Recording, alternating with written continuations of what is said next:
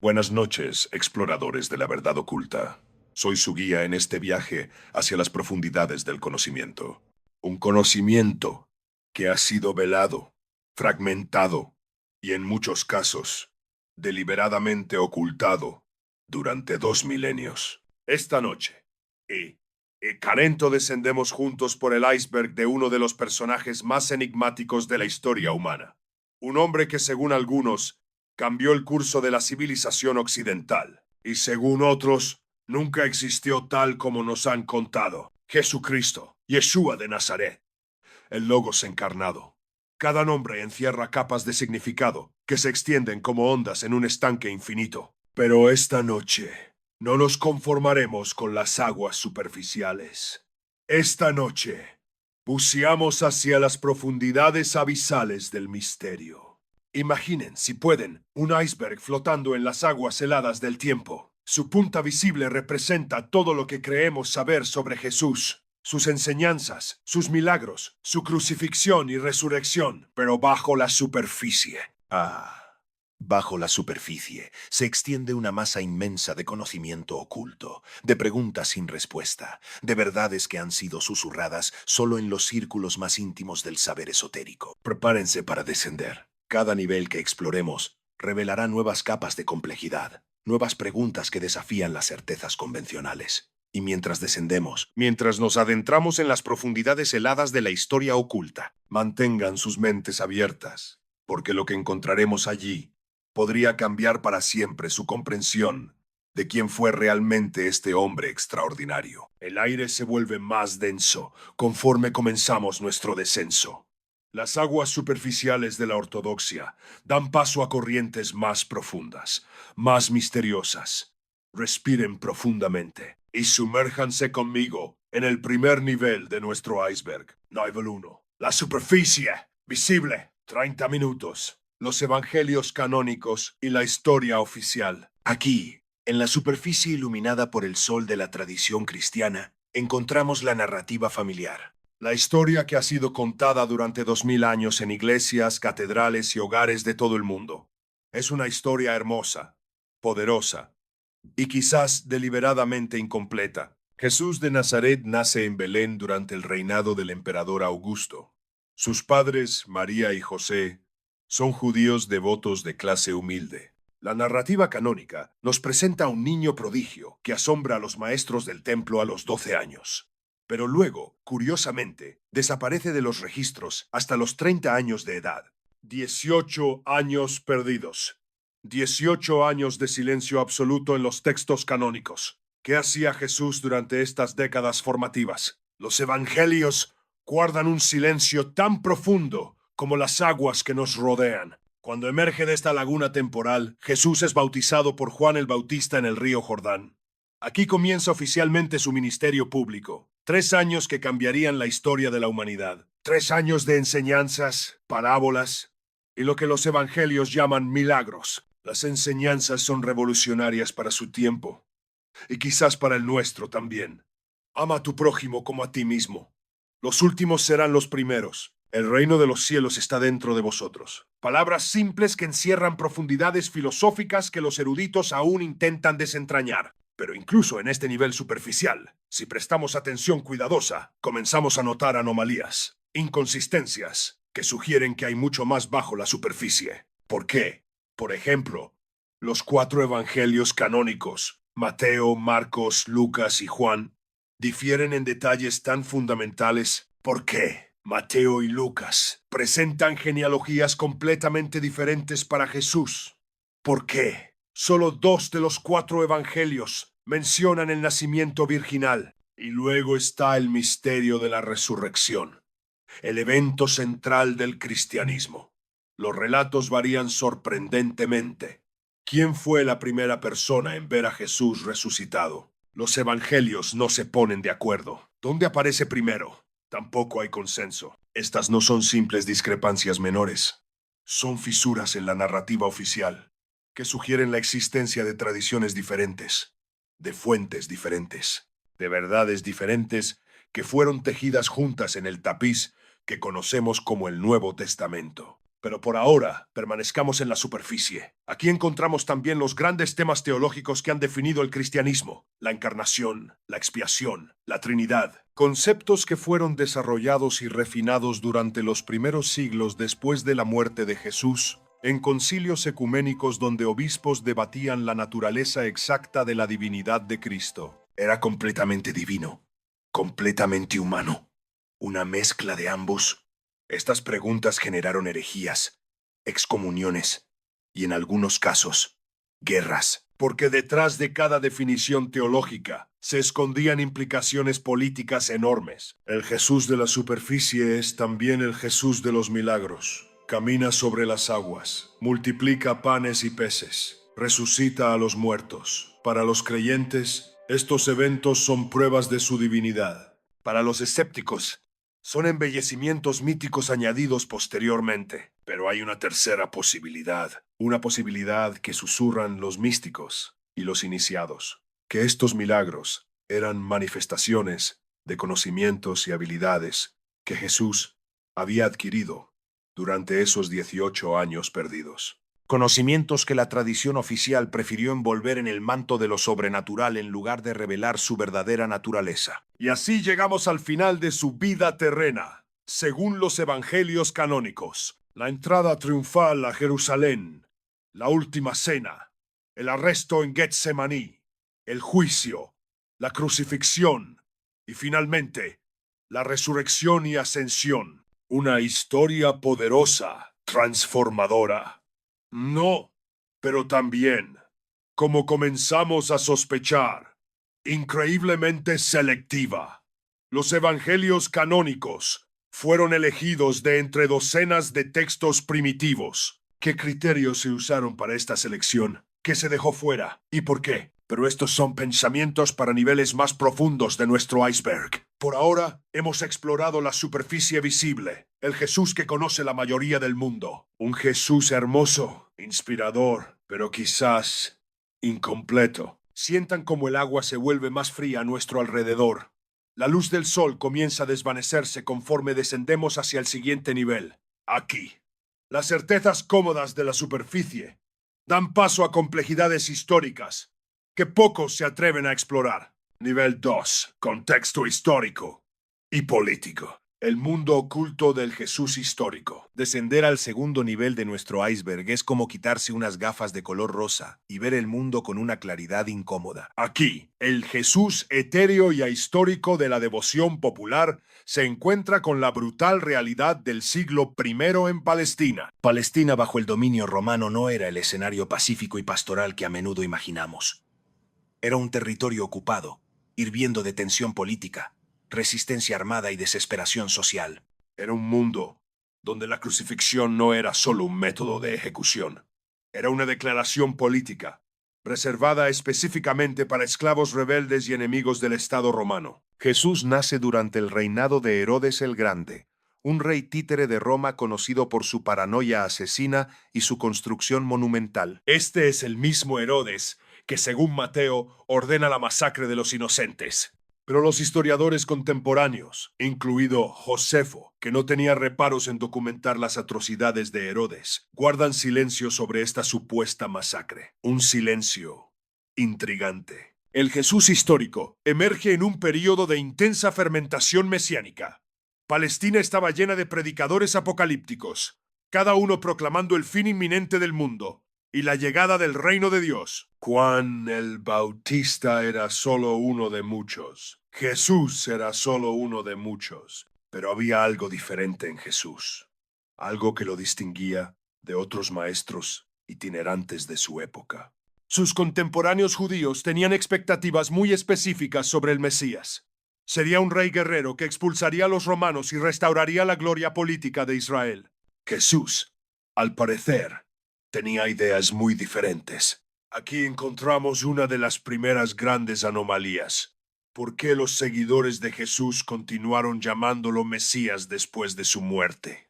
En la mentalidad judía del siglo I, un Mesías muerto era una contradicción en términos, un oxímoron teológico. Sin embargo, no solo continuaron creyendo, su fe se intensificó. Para entender esto, Debemos sumergirnos más profundo en el contexto político de la época.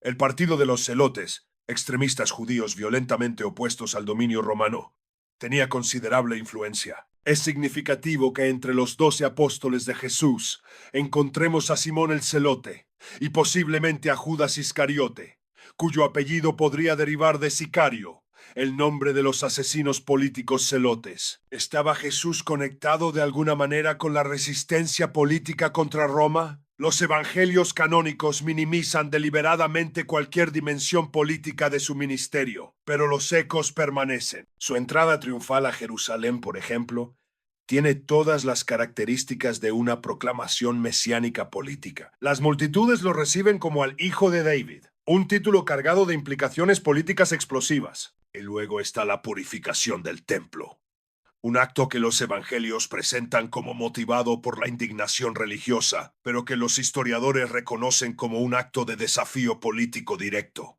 El templo de Jerusalén no era solo un centro religioso, era el corazón económico y político del judaísmo palestino, estrechamente aliado con las autoridades romanas. La inscripción en la cruz, Rey de los Judíos, no fue una burla casual. Era una acusación legal específica. Sedición contra Roma. Pilato pudo haber sido un gobernador brutal, pero no era estúpido. No crucificaba a predicadores inofensivos por diferencias teológicas menores. Pero quizás el aspecto más intrigante del contexto histórico es la rápida expansión del cristianismo. Después de la muerte de Jesús, las religiones no se propagan en el vacío. Necesitan estructuras sociales, redes de comunicación y recursos financieros. Como un movimiento de pescadores galileos analfabetos conquistó el Imperio Romano en menos de 3 siglos. Algunos historiadores sugieren que el cristianismo primitivo se benefició de redes preexistentes. Comunidades judías de la diáspora, sociedades mistéricas greco-romanas y quizás organizaciones más secretas que han dejado pocas huellas en los registros históricos. Aquí, en el segundo nivel de nuestro iceberg, también comenzamos a encontrar los primeros susurros sobre los años perdidos de Jesús. Los evangelios canónicos guardan silencio, pero las leyendas populares han llenado ese vacío. Algunas hablan de viajes a Egipto, donde habría estudiado en las escuelas mistéricas de Alejandría. Otras sugieren viajes aún más lejanos, a la India, al Tíbet, donde habría aprendido técnicas de sanación y meditación que más tarde manifestaría como milagros. Estas no son especulaciones modernas de la nueva era. Son tradiciones antiguas que pueden rastrearse hasta los primeros siglos del cristianismo. La Iglesia Ortodoxa las rechaza, naturalmente, pero su persistencia es sugerente. También en este nivel encontramos las primeras evidencias de que el cristianismo primitivo era mucho más diverso de lo que sugieren los textos canónicos. No había una sola iglesia cristiana en el siglo I, sino docenas de comunidades con interpretaciones radicalmente diferentes sobre quién era Jesús y qué significaba seguirlo. Los ebionitas, por ejemplo, eran judíos cristianos que consideraban a Jesús como un profeta humano, no como una deidad. Los docetas creían lo contrario, que Jesús era completamente divino y solo parecía humano. Los gnósticos desarrollaron cosmologías complejas, donde Jesús era un salvador alienígena, enviado para liberar chispas divinas, atrapadas en la materia corrupta del mundo. Cada uno de estos grupos tenía sus propios evangelios, sus propias tradiciones, sus propias interpretaciones de las enseñanzas de Jesús. La historia del cristianismo temprano no es la historia de una revelación uniforme expandiéndose armoniosamente, sino la historia de una guerra teológica brutal, donde el ganador escribió la historia oficial. Y así, conforme descendemos más profundo en nuestro iceberg, las aguas se vuelven más turbias. Las certezas cómodas de la superficie se disuelven en complejidades históricas que plantean preguntas incómodas. Si Jesús no era el predicador apolítico que presentan los evangelios canónicos, ¿qué era realmente? Si el cristianismo primitivo era tan diverso, ¿cómo y por qué triunfó una interpretación específica sobre todas las demás? Pero estas son preguntas para niveles aún más profundos. Sientan cómo la presión del agua aumenta a nuestro alrededor. La luz de la superficie es ahora solo un recuerdo distante. Estamos entrando en aguas donde nadaron los herejes, los místicos, los poseedores de conocimientos secretos. Prepárense para el tercer nivel de nuestro descenso. Nivel 3. Evangelios, apócrifos y manuscritos perdidos. Las voces silenciadas de la historia. En este tercer nivel de nuestro iceberg, las aguas se vuelven considerablemente más frías y más reveladoras. Aquí yacen los textos que la Iglesia oficial decidió que el mundo no debía leer. Los evangelios apócrifos,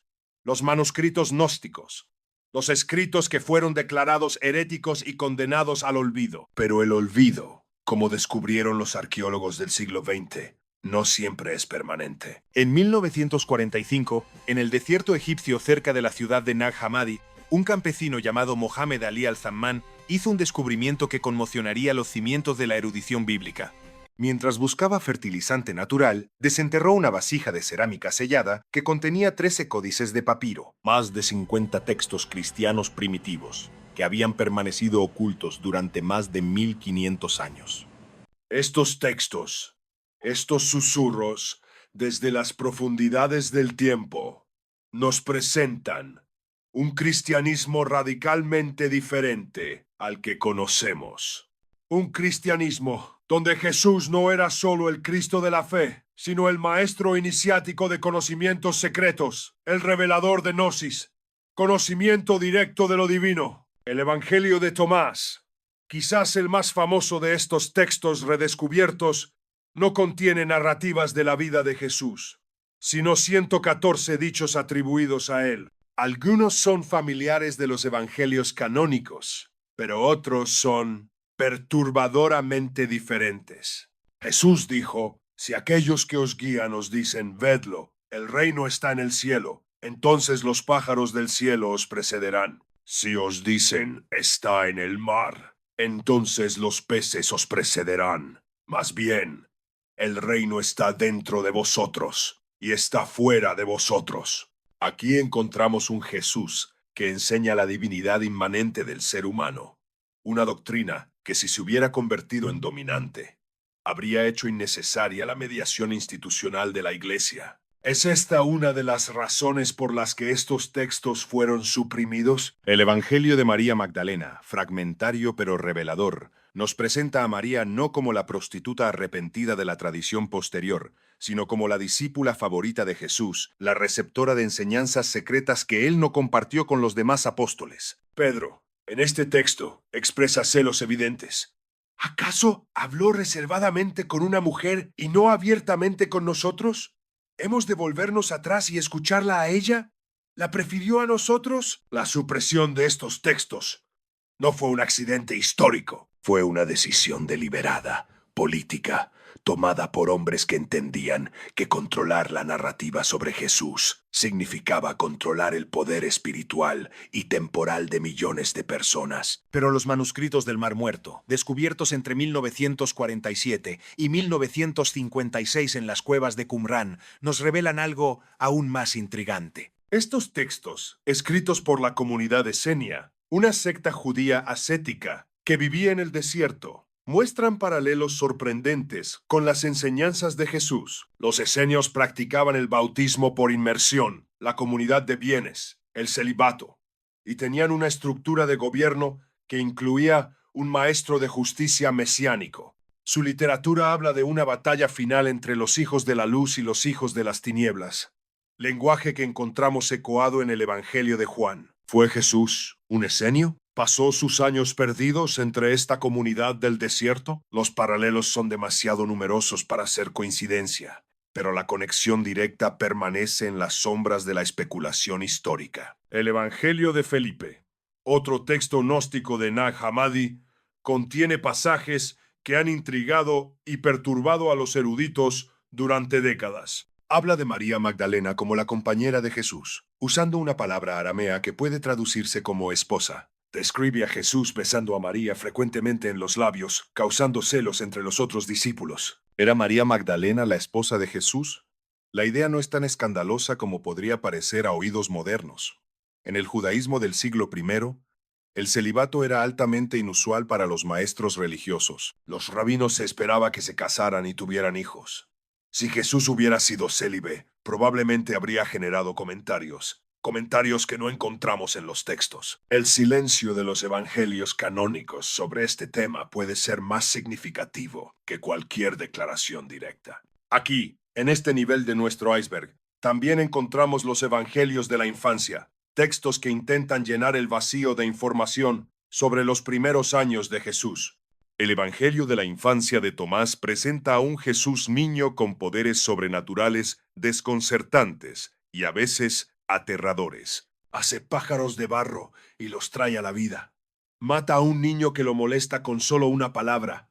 Luego lo resucita cuando los padres se quejan. Son relatos que la Iglesia encontró demasiado problemáticos para incluir en el canon, pero que preservan quizás ecos de tradiciones muy antiguas sobre la naturaleza extraordinaria de Jesús desde su más temprana edad. Los evangelios gnósticos nos presentan también enseñanzas esotéricas atribuidas a Jesús, que son de una sofisticación filosófica sorprendente.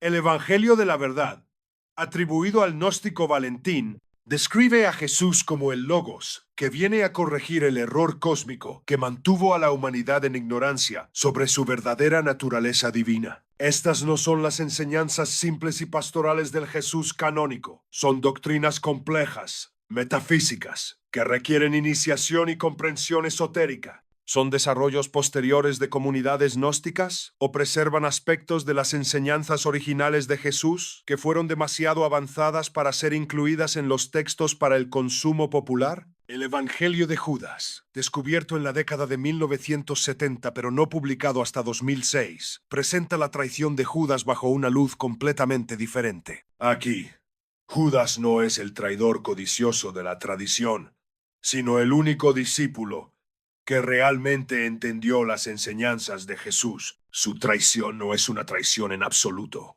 sino el cumplimiento de un plan divino que requería la muerte y transfiguración de Jesús. Tú los superarás a todos ellos, le dice Jesús a Judas en este evangelio, porque tú sacrificarás al hombre que me reviste. Una interpretación radicalmente diferente que sugiere que la versión canónica de los eventos puede ser incompleta o deliberadamente distorsionada. Estos textos apócrifos también nos revelan la existencia de tradiciones sobre viajes de Jesús que los evangelios canónicos no mencionan. El Evangelio árabe de la infancia describe viajes de la Sagrada Familia a Egipto que duran varios años, durante los cuales el niño Jesús realiza milagros y asombra a los magos egipcios. Otras tradiciones, preservadas en textos posteriores como el Evangelio de Bernabé, hablan de Jesús viajando a regiones aún más distantes. Algunas leyendas budistas del Tíbet mencionan a un maestro llamado Isa que llegó desde el oeste y enseñó en los monasterios durante los años perdidos de su juventud. ¿Son estas tradiciones históricamente confiables? Los eruditos académicos son generalmente escépticos, pero su mera existencia sugiere que hubo corrientes en el cristianismo primitivo que entendían a Jesús como un viajero, un buscador de sabiduría que había bebido de múltiples fuentes espirituales antes de comenzar su ministerio público. Aquí en el tercer nivel, también comenzamos a encontrar referencias a los hermanos de Jesús, que los evangelios canónicos mencionan solo de pasada. El Evangelio de los Hebreos habla de Santiago el Justo, hermano de Jesús, como una figura de autoridad considerable en la comunidad cristiana primitiva de Jerusalén. Santiago, según este evangelio, había hecho un voto de no comer hasta que viera a Jesús resucitado. Cuando Jesús se aparece a él después de la resurrección, parte el pan y se lo da, diciendo: «Come tu pan, hermano mío, porque el Hijo del Hombre ha resucitado de entre los muertos». La existencia de hermanos de Jesús plantea preguntas incómodas para las doctrinas posteriores sobre la virginidad perpetua de María. Los textos apócrifos ofrecen varias explicaciones. Algunos sugieren que eran hijos de José de un matrimonio anterior, otros que eran primos. Pero la explicación más simple, que María y José tuvieron otros hijos después de Jesús, fue considerada demasiado problemática para la teología posterior. Conforme descendemos más profundo en este nivel de conocimiento suprimido, las implicaciones se vuelven más perturbadoras. Si estos textos contienen enseñanzas auténticas de Jesús, entonces la versión del cristianismo que se convirtió en dominante puede ser una versión editada, censurada, políticamente conveniente de una realidad espiritual mucho más compleja. Pero el descubrimiento más intrigante de este nivel puede ser el Evangelio secreto de Marcos, mencionado en una carta del siglo II del padre de la Iglesia Clemente de Alejandría. Esta carta, descubierta en 1958, describe una versión más larga del Evangelio de Marcos que contenía episodios adicionales, Incluida una escena nocturna donde Jesús enseña a un joven, vestido solo con una túnica de lino, los misterios del reino de Dios.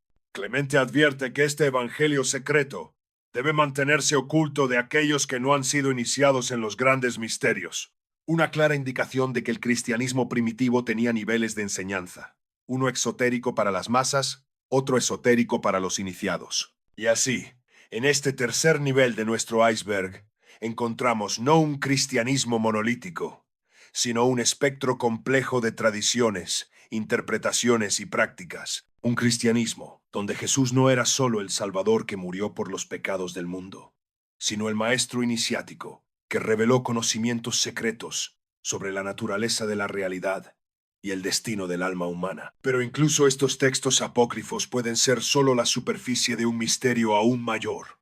Conforme nos preparamos para descender al cuarto nivel de nuestro iceberg, las aguas se vuelven más oscuras, más frías. Aquí encontraremos no solo textos alternativos, sino evidencias arqueológicas que desafían las bases mismas de la narrativa tradicional. Respiren profundamente, exploradores de la verdad oculta. El aire se vuelve más denso, la presión más intensa. Estamos a punto de entrar en aguas donde hasta los eruditos más valientes temen nadar. Nivel 4. Misterios arqueológicos e hipótesis históricas. Cuando las piedras contradicen los libros sagrados. Bienvenidos al cuarto nivel de nuestro iceberg, donde las certezas de la fe se encuentran con la evidencia implacable de la arqueología, y donde esa evidencia susurra verdades que pocos se atreven a escuchar. Aquí, en estas profundidades heladas, no dependemos de textos que pueden haber sido alterados, editados o falsificados. Aquí tenemos piedras, huesos, fragmentos de papiro, inscripciones, evidencias materiales que han permanecido silenciosas en la Tierra durante casi 2 milenios, esperando el momento adecuado para contar su historia. Y la historia que cuentan no siempre coincide con los evangelios canónicos. Comencemos con Nazaret, el supuesto pueblo natal de Jesús. Los arqueólogos han excavado exhaustivamente esta pequeña localidad galilea durante décadas, buscando evidencias de habitación humana durante el siglo I. Lo que han encontrado es inquietante. Los restos arqueológicos de Nazaret del período correspondiente son extremadamente escasos. Algunas cuevas transformadas en habitaciones, algunos silos de grano, fragmentos de cerámica, evidencia de una pequeña aldea agrícola que probablemente no tenía más de 200 habitantes. Pero aquí surge la primera anomalía. No hay evidencia alguna de una sinagoga en el Nazaret del siglo I. Sin embargo, el Evangelio de Lucas nos dice específicamente que Jesús enseñó en la sinagoga de Nazaret. ¿Cómo pudo enseñar en un edificio que aparentemente no existía? Algunos eruditos han sugerido una posibilidad perturbadora. Que Jesús de Nazaret no significa Jesús de la ciudad de Nazaret, sino Jesús el Nazareno, miembro de una secta judía conocida como los Nazarenos o Nazoreos, una comunidad religiosa que puede haber tenido conexiones con los esenios y otras sectas místicas. Esta interpretación cambiaría fundamentalmente nuestra comprensión de los orígenes de Jesús. No sería un carpintero rural de un pueblo pequeño, sino un miembro iniciado de una comunidad esotérica judía, con tradiciones secretas y prácticas rituales específicas. La arqueología nos presenta también el misterio de Capernaum, la ciudad que los evangelios llaman su ciudad, en referencia a Jesús. Las excavaciones han revelado una sinagoga del siglo IV, construida sobre los cimientos de una sinagoga anterior del siglo I. Bajo el altar de esta sinagoga posterior, los arqueólogos han encontrado inscripciones en arameo, hebreo y griego, algunas de las cuales mencionan a Jesús. Pero estas inscripciones plantean más preguntas de las que responden. Una de ellas en particular ha desconcertado a los eruditos durante décadas. Traducida aproximadamente dice: Señor Jesús Cristo, ayuda a tu siervo. seguido por un nombre que ha sido deliberadamente borrado. ¿Por qué alguien borraría su propio nombre de una inscripción de botas? ¿O fue borrado por otros? Y si es así, ¿por qué? Aún más intrigante es el descubrimiento en 1968 de los restos de un hombre crucificado en una tumba judía de Givat Amiftar, cerca de Jerusalén. Los huesos, que datan del siglo I, muestran evidencia clara de crucifixión. Un clavo de hierro todavía atravesaba el hueso del talón. Este descubrimiento fue revolucionario porque proporcionó la primera evidencia física directa de crucifixión romana en Palestina, pero también reveló detalles perturbadores sobre el proceso que contradicen las representaciones artísticas tradicionales. El hombre había sido clavado a la cruz con los brazos extendidos, pero las piernas habían sido quebradas deliberadamente para acelerar la muerte, exactamente como describe el Evangelio de Juan que iba a hacerse con Jesús, hasta que los soldados descubrieron que ya había muerto. Pero la crucifixión no era el final típico para las víctimas de este castigo. Los cuerpos usualmente se dejaban en la cruz para que se descompusieran, como advertencia para otros. Que este hombre hubiera recibido sepultura judía apropiada sugiere que tenía familia influyente o conexiones políticas importantes. ¿Qué nos dice esto sobre la crucifixión de Jesús? Si él también recibió sepultura apropiada, como afirman los evangelios, ¿qué tipo de influencia tenía José de Arimatea para persuadir a las autoridades romanas de entregar el cuerpo? Los arqueólogos también han hecho descubrimientos inquietantes en el complejo del Templo de Jerusalén. Inscripciones del período del Segundo Templo revelan la existencia de sectas judías y prácticas religiosas que los textos rabínicos posteriores prefirieron olvidar. Una inscripción en particular, descubierta en 1871, pero cuyo significado completo no se comprendió hasta décadas después, habla de un lugar de trompeteo en el templo. Los arqueólogos eventualmente encontraron este lugar, una sala subterránea debajo del templo, donde se han descubierto instrumentos musicales, tablillas con notación musical, y lo más intrigante, esqueletos humanos en posiciones que sugieren algún tipo de ritual o ceremonia. ¿Qué tipo de rituales se realizaban en las profundidades del templo que requerían música específica y aparentemente participantes humanos que no sobrevivían al proceso? Estos descubrimientos nos llevan a una realización perturbadora. El judaísmo del siglo I era mucho más diverso, complejo y en algunos aspectos más esotérico de lo que sugieren tanto los textos canónicos cristianos como los rabínicos posteriores. En este contexto, la figura de Jesús comienza a tomar una dimensión diferente. No era solo un predicador itinerante en un paisaje religioso, simple y uniforme. Era una figura dentro de un entorno espiritual extraordinariamente complejo, donde diferentes sectas competían no solo por adherentes, sino por acceso a conocimientos y prácticas sagradas específicas. La arqueología también ha arrojado luz sobre los años perdidos de Jesús de maneras inesperadas. Las rutas comerciales del siglo I conectaban Galilea con Egipto, Mesopotamia e incluso la India. Los restos de productos comerciales encontrados en sitios galileos incluyen especias de la India, seda de China y papiros egipcios. Galilea no era el remanso rural y aislado que a menudo imaginamos.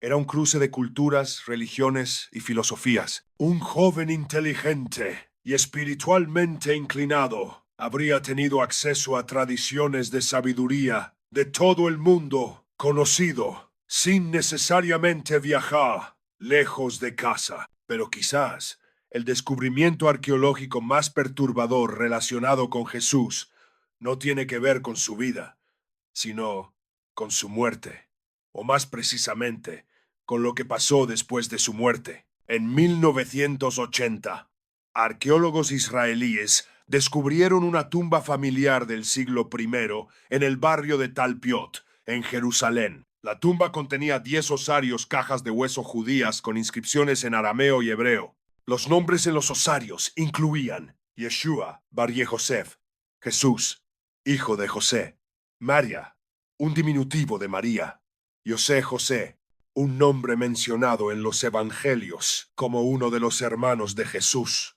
y María Mene y Mara, posiblemente María Magdalena. Las probabilidades estadísticas de que esta combinación específica de nombres aparezca por casualidad en una sola tumba familiar son, según algunos cálculos, astronómicamente pequeñas. Sin embargo, la tumba ha sido objeto de un debate académico feroz. con algunos eruditos argumentando vehementemente que no puede ser la tumba de la familia de Jesús, mientras que otros sugieren que la evidencia es, al menos, intrigante. Más perturbador aún, uno de los osarios lleva la inscripción Juda, hijo de Jesús. Si esta tumba realmente pertenecía a la familia de Jesús, entonces él habría tenido un hijo. Una posibilidad que las doctrinas cristianas tradicionales encuentran teológicamente inaceptable. Los análisis de ADN de los restos en los osarios de Jesús y Mariamene mostraron que no eran parientes consanguíneos, pero podrían haber sido esposos. Sin embargo, después de décadas de debate, la tumba permanece oficialmente como no concluyente, una categoría arqueológica que a menudo se usa cuando las implicaciones de un descubrimiento son demasiado problemáticas para ser completamente aceptadas. La arqueología nos presenta también evidencias de las primeras comunidades cristianas que son inesperadas. Las catacumbas romanas, por ejemplo, contienen símbolos y arte cristiano primitivo que incluyen elementos que la Iglesia posterior clasificaría como heréticos. Imágenes de Jesús como un joven sin barba, realizando lo que parecen ser rituales mágicos. Símbolos gnósticos mezclados con iconografía cristiana. Inscripciones que se refieren a Jesús no como Señor o Salvador, sino como Maestro de los Misterios. Estos descubrimientos sugieren que el cristianismo primitivo en Roma era considerablemente más esotérico de lo que sugieren los textos canónicos posteriores. Los primeros cristianos no eran simplemente creyentes, eran iniciados en misterios específicos que requerían preparación y secreto.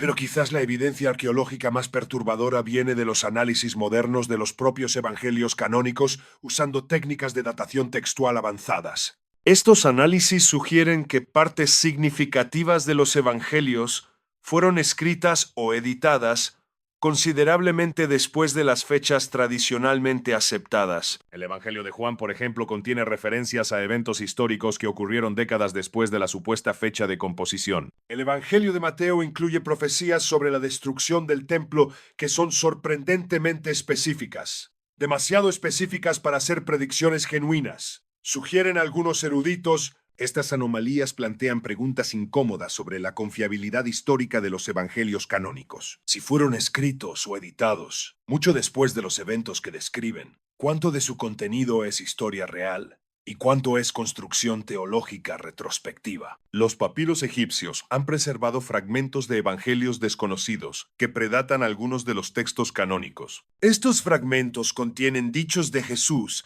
que no aparecen en ningún evangelio canónico, algunos de los cuales son filosóficamente más sofisticados que las enseñanzas familiares. Un fragmento en particular, conocido como Papiro Egerton II, contiene un diálogo donde Jesús discute la naturaleza de la realidad con los fariseos, usando terminología que recuerda a los diálogos platónicos. ¿Es este un desarrollo posterior o preserva aspectos de las enseñanzas originales de Jesús que fueron consideradas demasiado complejas para la audiencia general? La numismática, el estudio de monedas antiguas, también ha contribuido a evidencias perturbadoras. Monedas del período de Pilato contienen símbolos que tradicionalmente se han interpretado como decorativos, pero que pueden tener significados esotéricos específicos. Algunas de estas monedas fueron encontradas en contextos arqueológicos cristianos primitivos, sugiriendo que los primeros seguidores de Jesús las consideraban significativas. ¿Pero por qué conservarían monedas del gobernador que ejecutó a su maestro?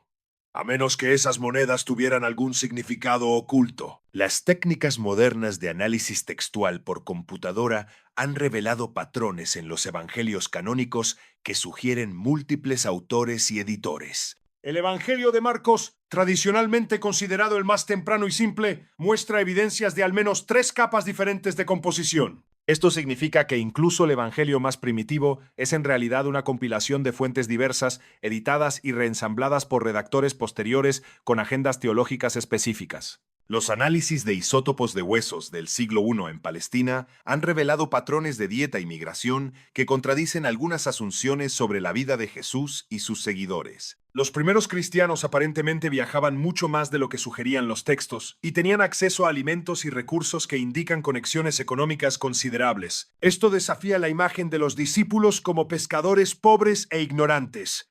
Eran, evidentemente, parte de redes comerciales y sociales más amplias y sofisticadas. La arqueología de los sitios cristianos primitivos en Siria, Turquía y Egipto ha revelado la existencia de comunidades cristianas bien establecidas en regiones donde, según la historia tradicional, el cristianismo llegó mucho después. Algunas de estas comunidades parecen predatar la misión de Pablo, sugiriendo que la expansión del cristianismo fue más rápida y compleja de lo que indican los hechos de los apóstoles. Y luego están los osarios, las cajas de hueso que han preservado no solo restos humanos, sino inscripciones que nos dan vislumbres directos de las creencias de los judíos y primeros cristianos del siglo I.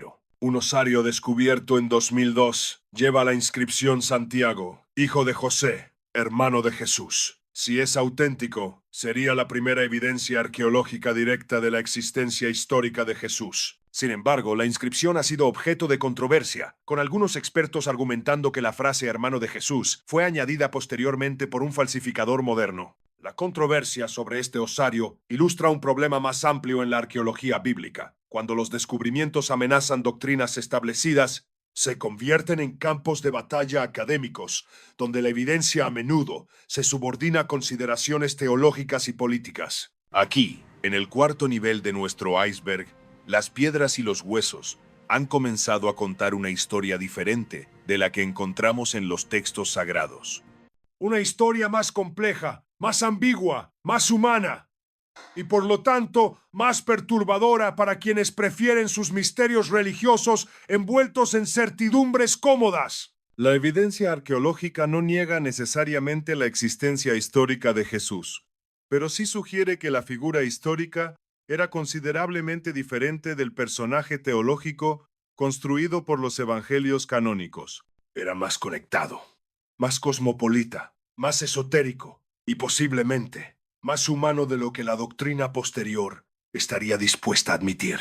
Pero incluso estos descubrimientos arqueológicos pueden ser solo la superficie de un misterio aún más profundo. Conforme nos preparamos para descender al quinto nivel de nuestro iceberg, entramos en aguas donde la historia documentada da paso a la especulación informada, donde las hipótesis de eruditos valientes se encuentran con tradiciones ocultas que han sido susurradas en las sombras durante milenios. Respiren lentamente, exploradores de lo oculto. El aire se vuelve más denso, la realidad más maleable. Estamos a punto de entrar en las profundidades donde nadan las teorías más audaces sobre la verdadera naturaleza e identidad de Jesús de Nazaret. Nivel 5. Teorías ocultas y especulaciones profundas. En las profundidades del conocimiento prohibido. Bienvenidos al quinto nivel de nuestro iceberg, donde las aguas son tan profundas que la luz del sol es solo un recuerdo distante. Aquí, en estas profundidades abisales del conocimiento, encontramos teorías que los académicos convencionales rehúsan considerar, no porque carezcan de evidencias intrigantes, sino porque sus implicaciones son demasiado revolucionarias, demasiado peligrosas para la estructura misma de la civilización occidental. Aquí nadan las hipótesis de investigadores que se atrevieron a seguir las evidencias hasta sus conclusiones lógicas, sin importar cuán perturbadoras fueran esas conclusiones. Comencemos con una pregunta que ha atormentado a los eruditos durante siglos. ¿Quién enseñó a Jesús? Los evangelios canónicos nos presentan a un hombre de sabiduría extraordinaria que emerge de la oscuridad a los 30 años con conocimientos filosóficos, teológicos y, según algunos, científicos que superaban todo lo que era común en su época y lugar. La educación formal en la Galilea del siglo I era limitada y práctica. Sin embargo, Jesús demuestra familiaridad no solo con las escrituras hebreas, sino con conceptos filosóficos que sugieren exposición a tradiciones de sabiduría mucho más amplias. Aquí emerge la primera de las grandes teorías ocultas, que Jesús pasó sus años perdidos no simplemente viajando, sino estudiando en las escuelas de misterios más avanzadas de su tiempo, los centros de aprendizaje esotérico de Alejandría, donde las tradiciones egipcias, griegas, judías y orientales se fusionaban en síntesis extraordinarias de conocimiento. Alejandría del siglo I no era simplemente una ciudad, era el centro intelectual del mundo conocido. Su famosa biblioteca contenía no solo textos, sino tradiciones orales preservadas por iniciados de docenas de culturas diferentes. Aquí,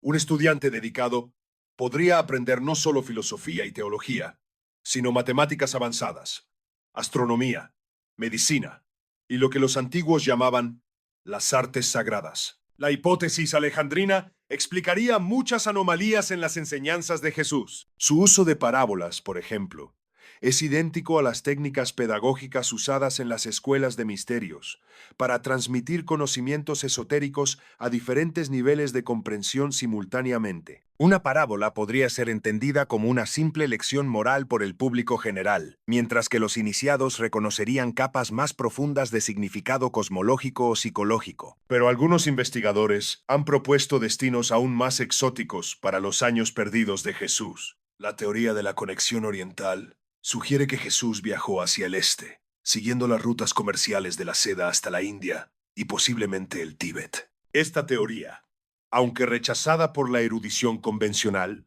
está respaldada por tradiciones extraordinariamente persistentes en el subcontinente asiático. Los monasterios budistas del Ladakh conservan manuscritos que hablan de un sabio occidental llamado Isa, que llegó a la India siendo joven y pasó años estudiando las escrituras védicas y las técnicas de meditación budista. Según estas tradiciones, Isa no solo estudió, sino que enseñó, causando considerable controversia entre los brahmanes por su negativa a aceptar el sistema de castas y su insistencia en que la verdad espiritual era accesible a todos, independientemente de su nacimiento. Podría ser que los milagros de sanación atribuidos a Jesús fueran en realidad aplicaciones de técnicas médicas y psicológicas avanzadas que había aprendido en Oriente. Los métodos de sanación védicos y budistas, desarrollados durante milenios, incluían técnicas de manipulación de la energía sutil, uso de sonidos específicos para inducir estados alterados de conciencia y métodos de autosugestión que podrían producir curaciones aparentemente milagrosas. La tradición esotérica occidental ha preservado durante siglos la creencia de que Jesús era no solo un maestro espiritual, sino un iniciado de alto grado en los misterios universales. Esta tradición, transmitida a través de organizaciones como los Templarios, los Rosacruces y otras sociedades secretas, ve a Jesús como el receptor de una gnosis, o conocimiento directo de la naturaleza de la realidad, que trasciende las limitaciones de la religión convencional.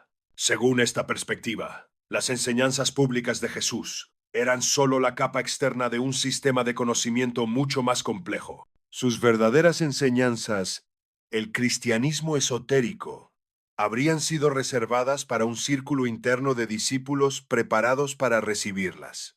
Esta teoría explicaría por qué los evangelios canónicos contienen tantas referencias crípticas a enseñanzas secretas que Jesús daba a sus discípulos privadamente. A vosotros os es dado saber los misterios del reino de los cielos, dice Jesús en Mateo 13:11, mas a ellos no les es dado. ¿Cuáles eran estos misterios? Los textos gnósticos redescubiertos en el siglo XX ofrecen vislumbres intrigantes. Hablan de técnicas de transformación de la conciencia, de métodos para acceder directamente a la chispa divina dentro del ser humano, de prácticas que permitirían al iniciado trascender las limitaciones de la existencia material. Pero hay teorías aún más profundas y más perturbadoras. Algunos investigadores han sugerido que Jesús no era simplemente un maestro espiritual extraordinario, sino algo más fundamental. El producto de un experimento deliberado por parte de una tradición de sabiduría antigua que había estado esperando el momento adecuado para introducir un nuevo nivel de conciencia en la humanidad. Esta teoría, conocida en algunos círculos esotéricos como la hipótesis del avatar, sugiere que ciertos individuos excepcionales a lo largo de la historia han sido preparados específicamente por guardianes ocultos del conocimiento humano para servir como catalizadores de evolución espiritual. Jesús, según esta perspectiva, habría sido seleccionado desde la infancia, educado en tradiciones de sabiduría que combinaban el conocimiento más avanzado de múltiples civilizaciones, y luego enviado a cumplir una misión específica, plantar semillas de una conciencia superior que germinarían durante los siguientes milenios. Esta teoría explicaría la extraordinaria sofisticación de sus enseñanzas, la rapidez con la que se expandió su influencia y la persistencia de tradiciones ocultas cristianas que parecen contener conocimientos que van mucho más allá de lo que era común en el siglo I. Pero adentrándose aún más en las profundidades de la especulación, encontramos la teoría más radical de todas, que Jesús no era completamente humano en el sentido convencional del término. No estoy hablando de la doctrina cristiana tradicional de la encarnación divina, sino de algo mucho más específico y perturbador. Algunos investigadores han sugerido que Jesús podría haber sido el resultado de lo que hoy llamaríamos ingeniería genética, no por científicos modernos, sino por una civilización avanzada que había preservado conocimientos de épocas anteriores de desarrollo humano. Esta teoría, aunque suena como ciencia ficción, está respaldada por anomalías intrigantes en los relatos evangélicos sobre el nacimiento de Jesús. La concepción virginal podría ser una descripción antigua de un proceso de fertilización artificial. Los ángeles que anuncian su nacimiento podrían ser representaciones de seres o entidades que poseían tecnología avanzada. La descripción del star que guía a los magos hasta Belén presenta características que algunos ufólogos han identificado como consistentes con objetos voladores artificiales más que con fenómenos astronómicos naturales. Es posible que lo que los antiguos interpretaron como intervención divina fuera, en realidad, la intervención de una civilización tecnológicamente avanzada que había estado monitoreando y ocasionalmente guiando el desarrollo de la comprimación. ¿Humanidad? Esta hipótesis, conocida en algunos círculos como la teoría del contacto antiguos, sugeriría que Jesús era un híbrido, parte humano, parte algo más, diseñado específicamente para servir como puente entre la humanidad ordinaria y niveles superiores de existencia. Sus milagros no serían manifestaciones sobrenaturales, sino aplicaciones de tecnología o capacidades biológicas que excedían las normas humanas normales. Su conocimiento extraordinario no sería el resultado del estudio humano ordinario, sino de acceso directo a bancos de información avanzados. Y su resurrección podría no haber sido un retorno de la muerte en el sentido convencional, sino una transición a un estado de existencia diferente, una transformación que había sido planificada desde el principio. Esta teoría explicaría por qué el cuerpo resucitado de Jesús tenía propiedades tan extrañas según los evangelios. Podía aparecer y desaparecer a voluntad, pasar a través de paredes, y sin embargo, conservar suficiente sustancia física para ser tocado e incluso comer. Pero hay una teoría aún más profunda, una que pocos se atreven a articular completamente. Es la posibilidad de que Jesús no fuera solo un individuo extraordinario, sino la manifestación física de algo que trasciende completamente las categorías humanas normales. Una inteligencia cósmica que asumió forma humana temporalmente para cumplir una función específica en el desarrollo de la conciencia planetaria. Según esta perspectiva, la verdadera naturaleza de Jesús no puede ser entendida en términos de biografía humana ordinaria.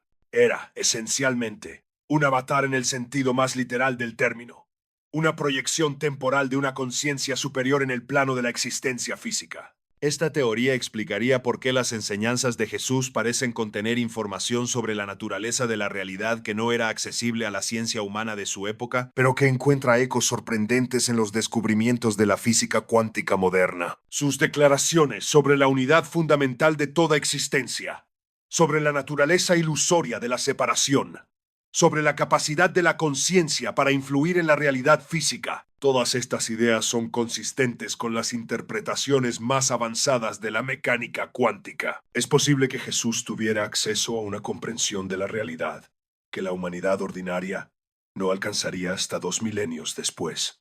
Y si es así, ¿de dónde provenía ese conocimiento? La respuesta más perturbadora es que provenía de niveles de realidad que normalmente están cerrados a la percepción humana, pero que ocasionalmente se abren a individuos preparados específicamente para servir como canales de comunicación entre dimensiones de existencia. Según esta teoría, Jesús no era tanto un hombre extraordinario como una ventana temporal a través de la cual una inteligencia superior comunicó información crucial sobre la naturaleza de la existencia y el destino de la humanidad. Esto explicaría por qué sus enseñanzas han conservado su relevancia y poder transformador durante 2 milenios, mientras que las filosofías puramente humanas tienden a volverse obsoletas. No era sabiduría humana, por extraordinaria que fuera. Era información proveniente de niveles de realidad que trascienden las limitaciones del espacio y el tiempo lineales. Pero quizás la teoría más perturbadora de todas es la que sugiere que Jesús no completó su misión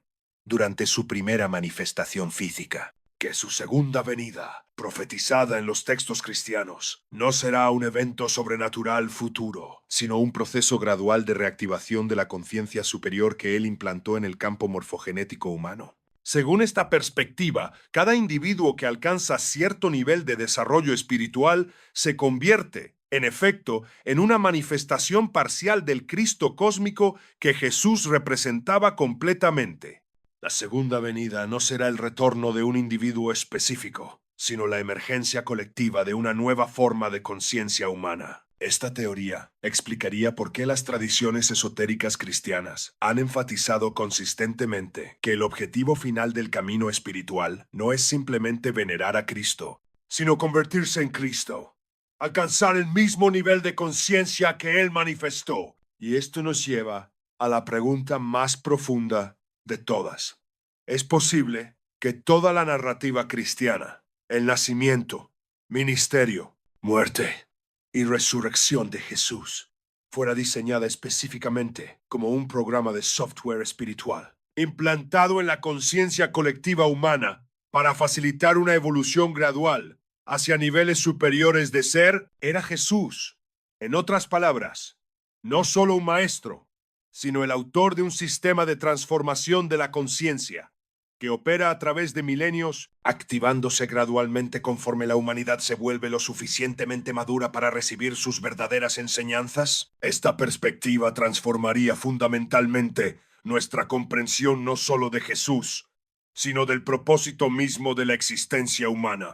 Sugeriría que estamos viviendo dentro de un experimento cósmico de evolución de la conciencia y que figuras como Jesús son agentes de ese experimento, enviados para guiar nuestro desarrollo hacia formas de ser que actualmente apenas podemos imaginar. Pero estas teorías, por fascinantes que sean, pueden ser apenas la superficie de un misterio aún más profundo. Conforme nos preparamos para descender al nivel final de nuestro iceberg, las aguas se vuelven tan oscuras, tan densas, que la realidad misma parece volverse maleable. En el sexto y final nivel, encontraremos no solo teorías alternativas sobre Jesús, sino revelaciones que desafían las bases mismas de lo que consideramos posible. Secretos tan perturbadores que han sido guardados en las profundidades más oscuras del conocimiento esotérico durante 2 milenios.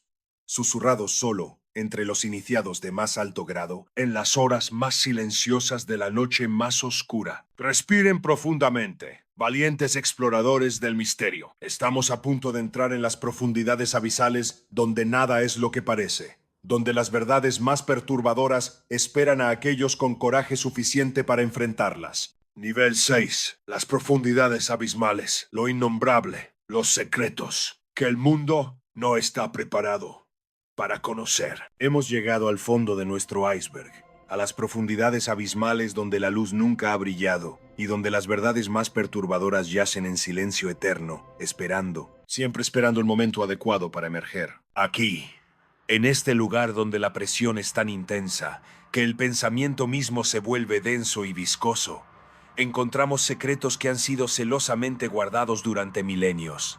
Secretos tan peligrosos para la estabilidad del mundo conocido, que aquellos que los han descubierto han elegido, casi universalmente, llevárselos.